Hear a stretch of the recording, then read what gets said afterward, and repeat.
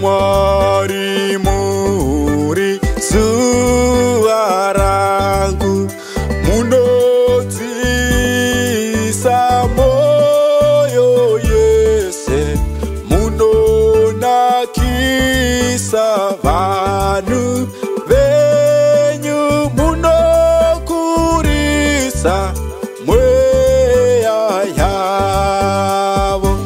Isusu takafanira kumukudza, ngekuti sika makaita mukakohomedzesa kuti mokomborerwa zviro kwazvo.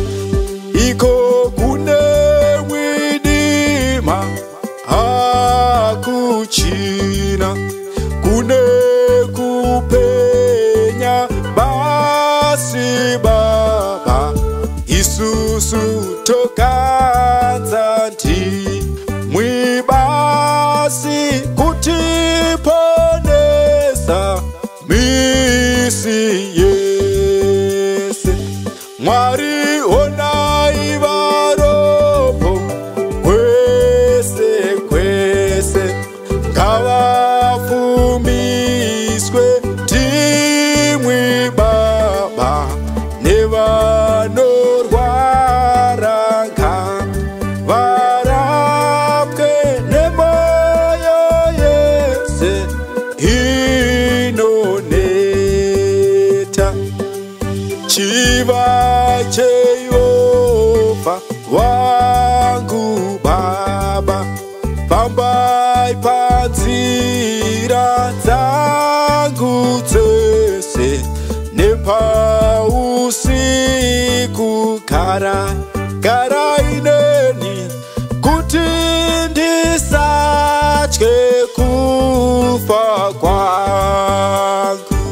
Mwari mutsvene, mutsvene, mutsvene, mutsvene, muri mutsvene, mutsvene, mutsvene, mutsvene, mutsvene, mutsvene, mutsvene, mutsvene, mutsvene, mutsvene, mutsvene, mutsvene. Isusu takafanira kumukudza, nekuti sika makaita mukakohomedzesa kuti mokomborerwa zviro kwazvo. Chivai cheYehovha wangu Baba, fambai panzira dzangu dzese, nepausiku garai neni, kuti ndisatye kufa kwangu.